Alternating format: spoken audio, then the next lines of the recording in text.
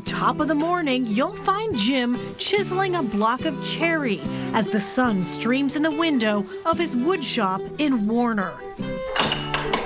Soaking in the solitude of his backyard studio. So focused on the task at hand, hollow this out and finish it off so this fits on it. It'll be one of the grandsons is going to get it for Christmas. The hours give way to days. Days to stunning masterpieces. I don't think there are very many people doing this sort of thing because it's extremely time-consuming. Jim McLaughlin is a juried member of the League of New Hampshire Craftsmen in the Guild of New Hampshire Woodworkers, specializing in Celtic carvings. And he's self-taught, starting as a boy. Well, I've always been interested in doing woodworking. I have a little figure that I did when I was, I think, 12 years old, and I gave to my mother. It's made of pine and painted it. I don't remember exactly what tools I had. I didn't have much. My mother got a great charge out of it, too. Decades later, his own child gave him a gift. So somehow you were intrigued by the Celtic knotwork. Yeah, I was. This is about 27 years ago. My eldest daughter, Anne, for Christmas gave us her drawing of our name, McLaughlin, and I thought that's really cool. That put an Irish jig in Jim's woodworking journey to study and master Celtic knotwork designs.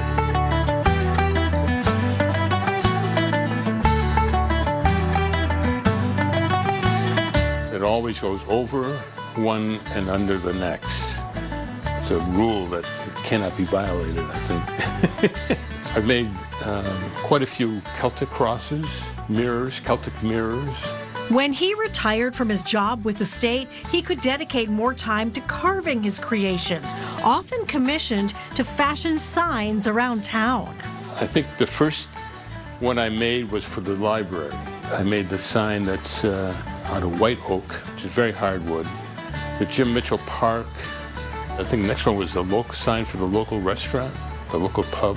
At first I really didn't want to do it. It was a large sign and two-sided. And they came back to me and said, Jim, we really need a sign and we'd like you to do it. So I said, okay.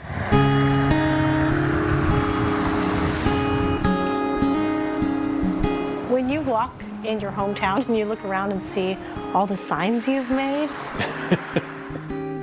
No, it's obviously a source of pride, real pride. He feels that when he crosses the two covered bridges over the Warner River. Those are his name boards on the historic Dalton and the Waterloo covered bridges, added for Warner's 250th anniversary. And we never had signs up for these bridges. And all that time, never. Wow. So it was about time, and I made them, and it's great.